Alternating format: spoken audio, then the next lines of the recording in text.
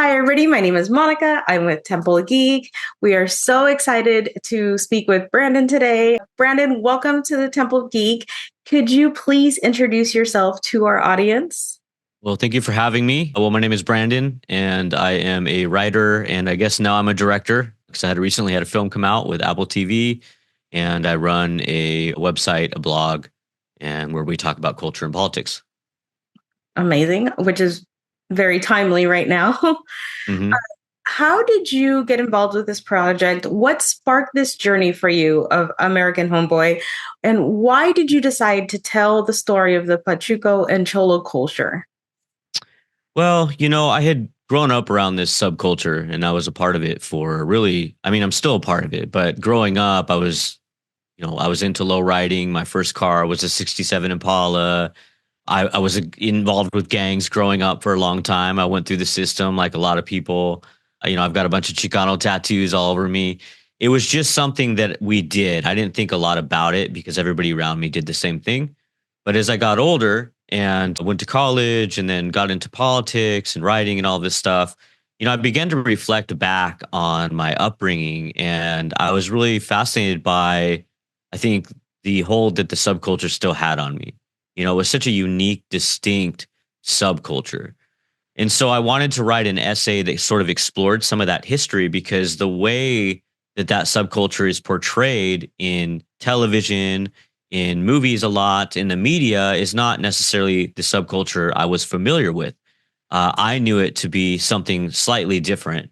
And so I wanted to expand on that a bit. I wrote an essay, it went viral. And so I said to myself, maybe I should expand on this essay through a visual medium. And we came across some old archival footage.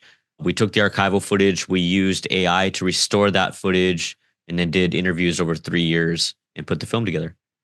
I really want to ask you about the AI now that you've mentioned. Yeah. What does that look like in filmmaking, like restoring things? Because you hear the word AI and you think like, is Yeah. it real? Is it not? Like, how did you use AI to restore this footage? Yeah. So it's funny. I mean, everybody thinks that I'm like some technological guru, but I'm really not. I don't even like technology really that much. I mean, but it's has some amazing potential and it empowers people in a way that it didn't used to. And so somebody like me can raise a little bit of money and be able to make this entire film utilizing that technology. With this footage, a lot of it was so old. It was shot on a different, frame rate. It was shot with less pixels, all this different stuff. So it doesn't translate to modern screens, which are mostly 1080 and 4K. And so we used AI to upscale the footage, which I think, to put it in like a very simple way, essentially when you're bringing the footage larger, you lose pixels. So it becomes blurry and it doesn't look very good. So AI can fill in all of those missing pixels in a way and then help it become look even better on for modern televisions and things like that. And so we did that and we used it to smooth out some footage. You can take away, the lines that appear and things like that. So it's a very tedious process. Like I said, we spent about 3 years doing interviews and restoring a lot of the footage that we had because we had about 20 terabytes of footage that we were working with. And, one thing that I found really impactful about that footage was that it wasn't super pixelated. It didn't feel like from an era long ago. It actually felt like, oh, I've seen these people in my life. Like this, all of this looked really relatable, especially like in the culture and everything. I was like, okay, like this doesn't feel like it was a generation before me. It feels like it could be like, things that are happening now. How does your film confront the common misconceptions surrounding the pachuco and the cholo culture? Well, I think that most people assume that it's something that people do just for fun. It's just recreation and there's no history behind it. There's no reasoning to why people dress the way they do or are or why they embrace things like low riding like they do. It's not just a trend. Obviously, that's why it's been around for 70 years now at this point. So we go into the whole history behind low riding and behind the fashion. Today you see kids on Instagram, they throw on some Dickies, they put a white t-shirt on, they take a bunch of photos. But back then, the reason people dressed in Dickies and white t-shirts is because they were coming out of the system. That's what they were issued, right? So people either worked in labor, where you had pants like Dickies, work suits, things like that, or they were in prison where you had work suits and those types of labor things. I mean, it's, or you're in the military where you had those types of clothing. And so it was a product of how people lived and the culture. It wasn't necessarily a stylistic choice to say, hey, we're going to do this. It was a product of the time that people have since added to, and it's kind of lasted through the years. But we go into a little bit of that history. We talk about World War II and the roundup of zoot suiters. You know, the zoot suit was banned in Los Angeles for a long time. Most people don't realize that.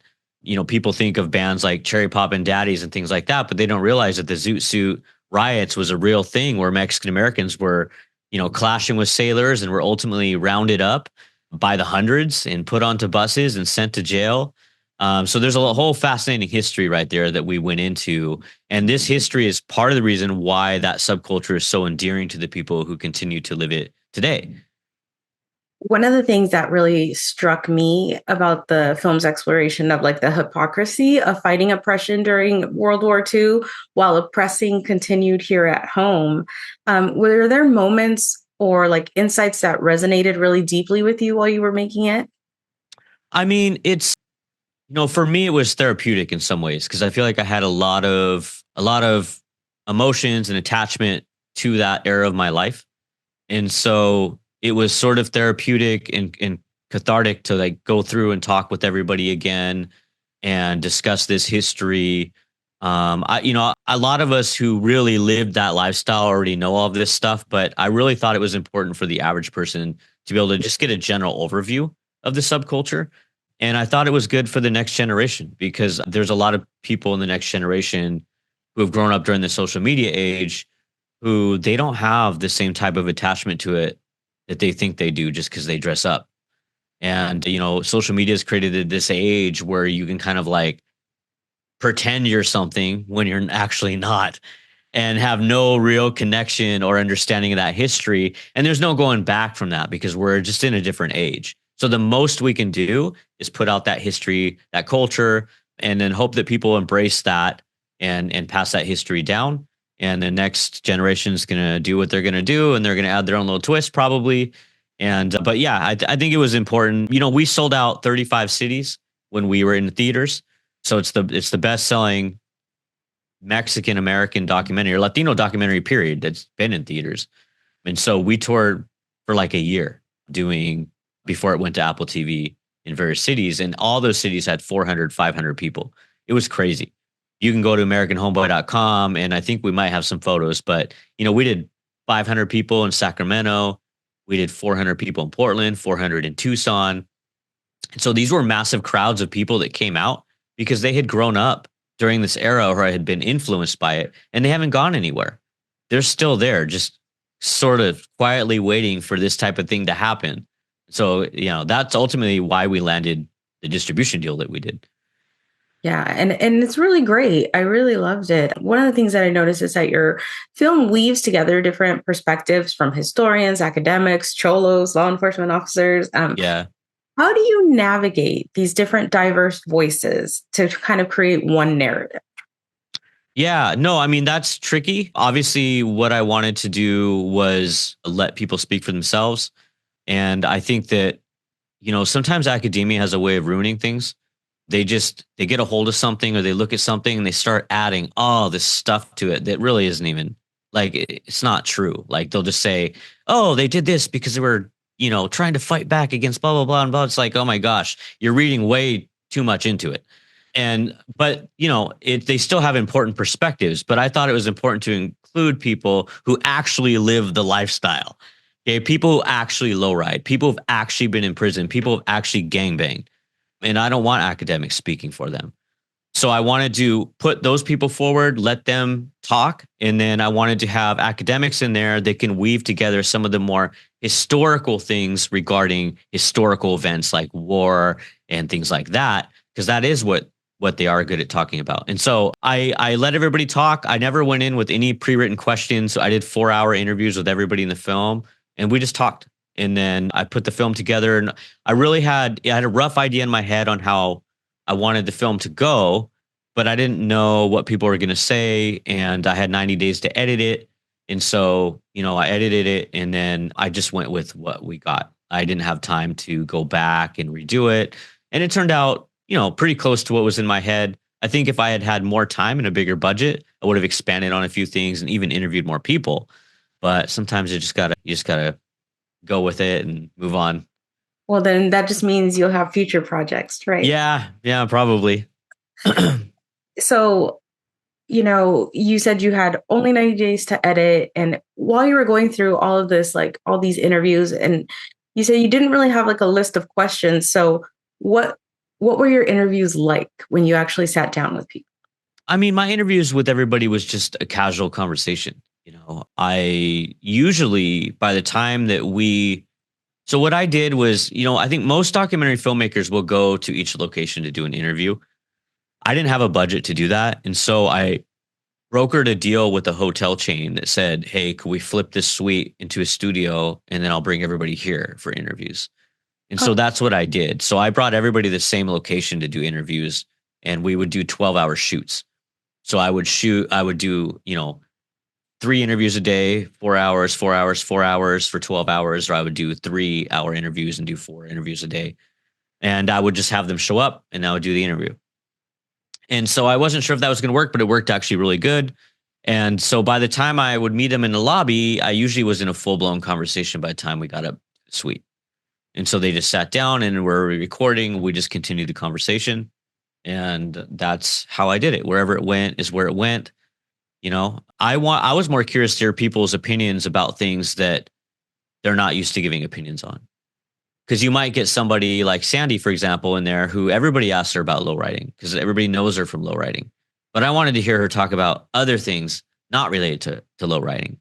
And there's a lot of guys in the film that are very knowledgeable about a lot of different things. And so I usually tried to get people to talk about things that they weren't used to being asked questions about, just talk. But yeah. And I think that speaks to the idea that people are more than just one thing. I think, like you said, social media likes to put people in boxes. So, yeah, media likes to put people in boxes. So being able to I'm sure it was refreshing for them to talk about something that's not the one thing that right.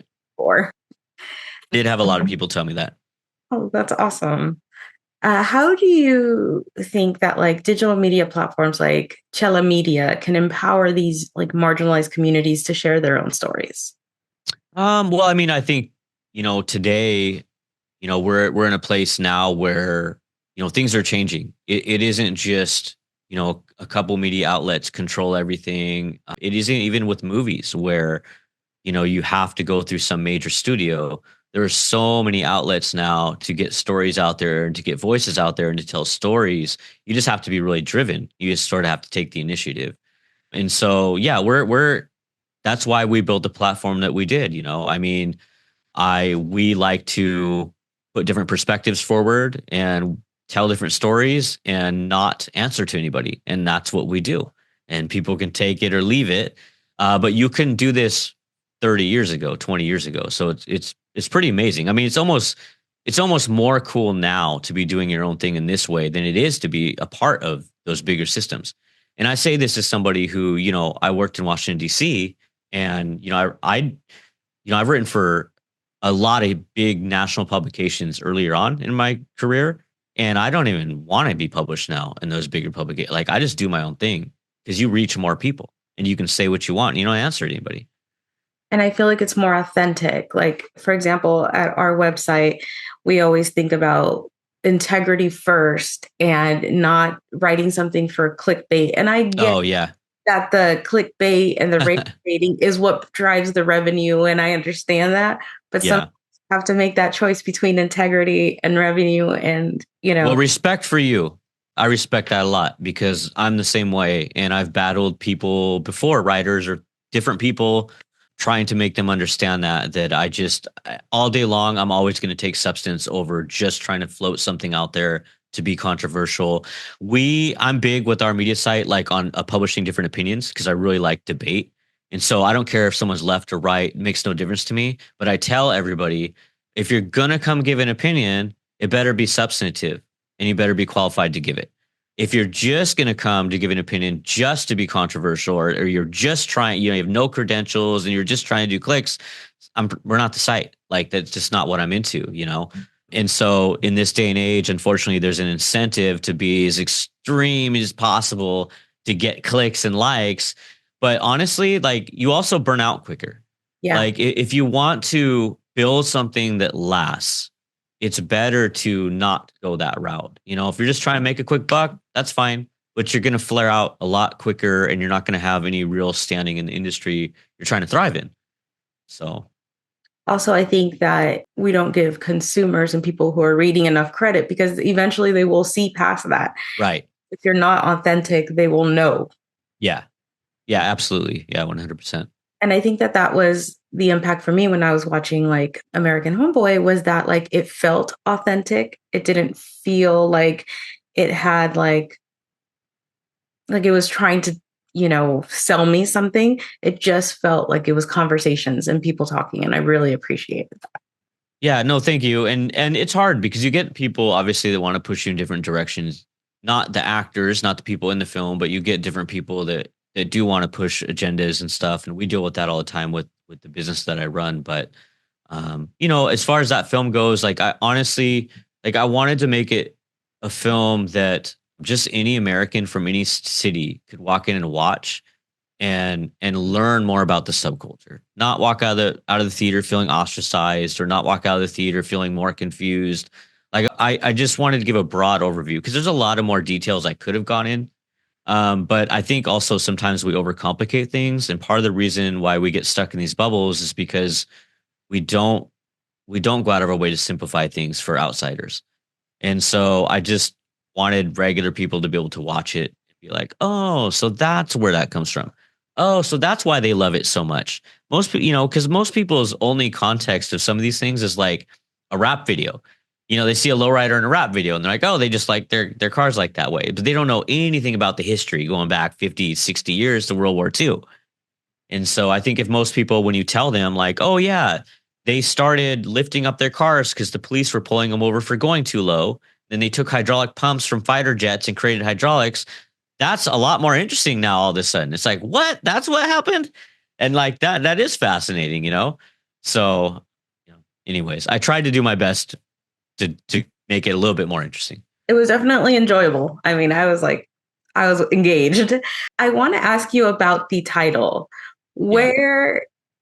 How did you come up with this title? And for you specifically, what does this title's impact have?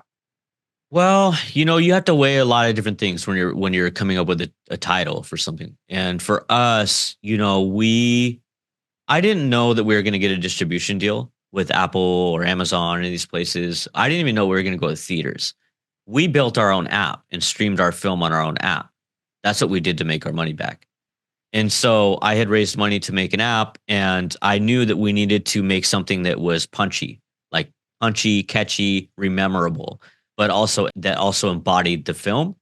And so, I just kind of ruminated on it a little bit. And, this at the end of the day is really, it's an American story. It's a story about Mexican Americans trying to find their way in the culture. And this is the story that a lot of people have who come here. They have their parents that come here from another country, whether it's Italy or Mexico or somewhere else. And then that first generation of kids struggles to adapt and to assimilate, ultimately becoming Americanized over time. And those subcultures become Americanized. And that is the American story.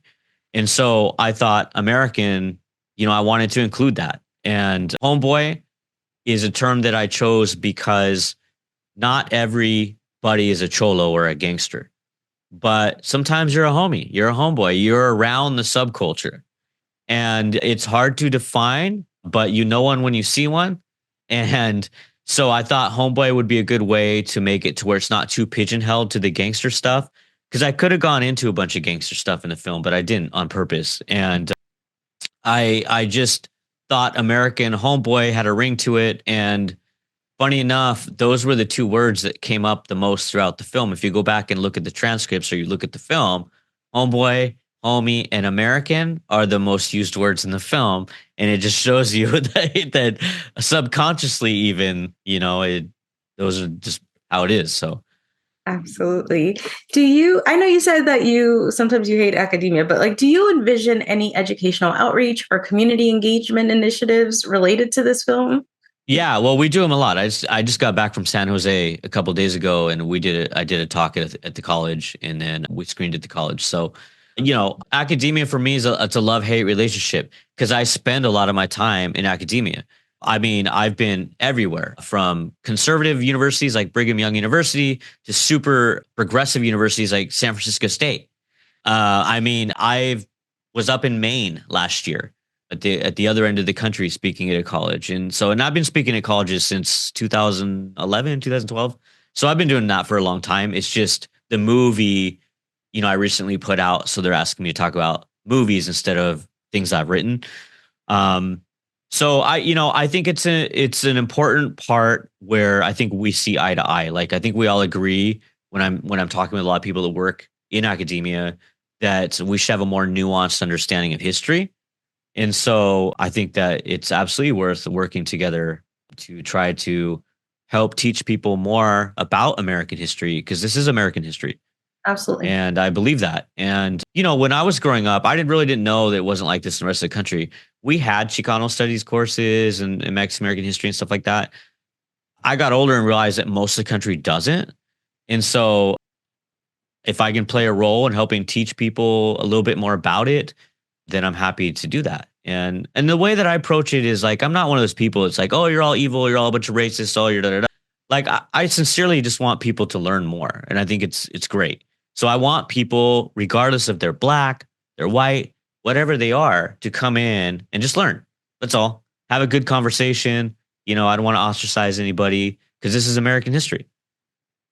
Absolutely. And I think it's really great that you said that because I think I noticed when I went into corporate America that that's when I realized like the rest of the country isn't as like diverse as like a California or Los Angeles or something like that. They don't have access to a lot of the information that we have here. And I realized kind of watching this like, wow, like this is so great. They should play this in schools all the time. Like, Yeah, no, it's funny to see like kind of how the reaction, depending where you're at in the country, is to the film. Because like if you're in the Southwest or the West Coast, you get a lot of cheering, you get a lot of laughing, you get a lot of clapping, a lot of interaction, and you get people crying sometimes just because there's so much emotion there that's pent up, and there was such a long history. And even if I could have done more in the film than what I did, they still appreciate and relate to aspects of the film.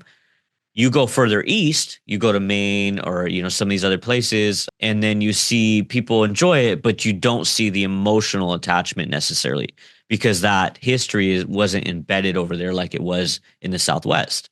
Mexico's just right over the border over here in the West, and so you always have that influx and flow of people as well. And I think Mexican Americans and Latinos have really shaped the Southwest in a way that they necessarily haven't the Northeast or the East Coast.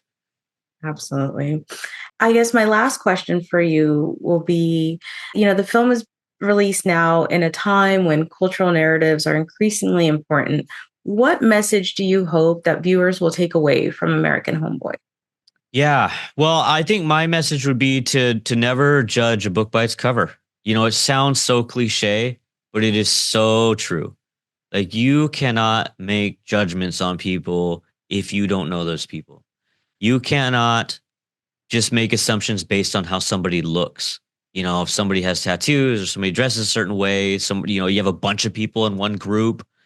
And look, stereotyping happens in the black and brown community too. Like there's plenty of times in my life where I've looked at other guys and been like, hey, am I going to get into some problems? Because, I've been programmed that way like anybody else.